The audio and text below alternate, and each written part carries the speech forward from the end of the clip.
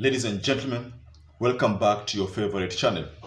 So judiciary has come under criticism again, and this time round it's from Kalonzo Musyoka.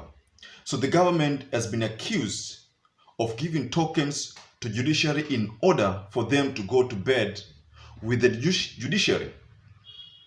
So Kalonzo Musyoka has come out gun blazing, accusing William Samoei Ruto of giving the judiciary tokens so that the judiciary can make decisions that can favor the Kenya Kwanza government. Funds to ostensibly move forward the agenda of an independent institution. This is a mockery of the basic intelligence of consumers of justice and must be seen for what it is. Financial and operational autonomy of the judiciary cannot and will not be guaranteed by tokenism. It can only be assured by creating an environment that guarantees clear separation of powers between the three arms of government. And whereas funds are necessary for effective dispensation of justice, it is not the business of a president acting in isolation to allocate funds to the judiciary. Appropriation of funds to public institutions is a constitutional mandate of Parliament. The President must tame his appetite for throwing money at institutions to buy friendship. He must keep up the judiciary and let the legislature do its work. What does that mean? Many Kenyans have come out bashing Supreme Court for siding with the winners of the presidential election of 2022. The manner in which President of the Supreme Court, Pay Koome, handled the verdict was not welcomed by a majority of Kenyans. So the way Pay Koome delivered a verdict was seen by a majority of Kenyans as retrogressive in matters of democracy. Just to prove a point, kindly listen to what Kalonzo Musyoka said. This is a mockery of the basic intelligence of consumers of justice and must be seen for what it is.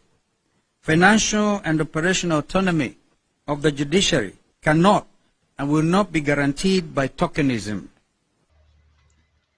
So those remarks which Kalonzo Musyoka, and by the way, Kalonzo Musyoka is a senior politician in this Republic of Kenya, and we all know that he was at one time the vice president of the Republic of Kenya during Mwai Kibaki's second term. So Okiya Omtata bashed the Supreme Court also like a week ago and questioned Pay Koome and why she had to use abusive language when delivering her verdict. So the same things that Kalonzo Musyoka has said in that video is almost the same things that Okiya Omtata, who is not the senator of Busia, made. The complaints that he made back then actually are the same as the complaints that Kalonzo Musyoka has fronted in that video. You know, the Constitution of Kenya has given total independence to the Supreme Court and judiciary at large. And it's for that reason why Kalonzo Musyoka is finding it very strange that the President of the Republic of Kenya has resorted to using goodies, using tokens in a move to make the judiciary bend in favor of the Kenya Kwanza government.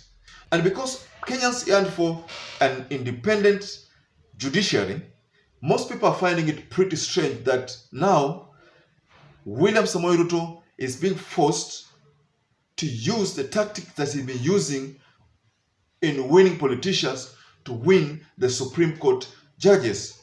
Now, this is what the opposition termed as going to bed with the judiciary. The mere fact that the government is being forced to use money to hoodwink or to force the judiciary to make decisions which will always favor the Kenya Kwanza government.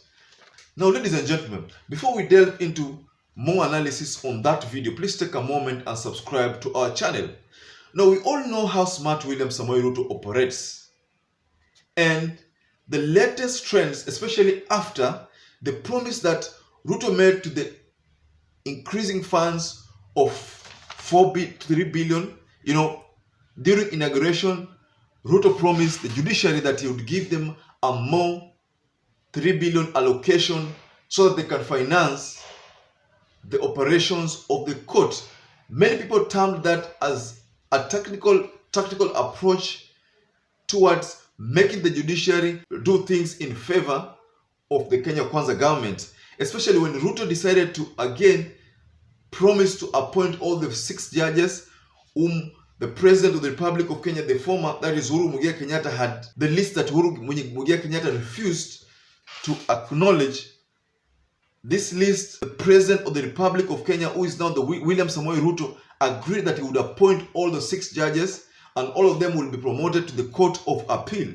So these things, if you look at the 3 billion, you look at the sudden appointment of those 6 judges, then one can easily tell that the government is going to bed with the judiciary. And going forward, the judiciary might not be in a position to make judgments which will be contrary to what the Kenya Kwanza government aspires. So that mere aspect is what most people are viewed as a deliberate move to convince judges to work with the Kenya Kwanza government, ladies and gentlemen. Now, the question that I'd like to leave you with is that, do you think that the latest move by the President, Ruto, is likely to affect democracy? Kindly share what you think below the comment section there, because most people think that this move by the Kenya Kwanza government is likely to hinder the democracy. Remember, the second liberation was entirely the democratical space that Kenyans needed to have. The freedom of speech, the freedom of expression, the freedom of these departments to function autonomously. Ladies and gentlemen, I would like to leave you there, but please take a moment and subscribe to our channel if you're a first-time viewer or if you're a regular viewer who has not subscribed to our channel. As usual, I'd like to urge you to give us a thumbs up, hit the notification bell so that every time we upload a video, you always become the first person to get notified. Now, to get our channel, you just go to YouTube, search Yoleno TV, and you'll get a host of other videos that we've posted previously, and you can take a moment and listen to those videos. Now, I'd like to leave you there. Please take a moment and be safe, and please stay blessed.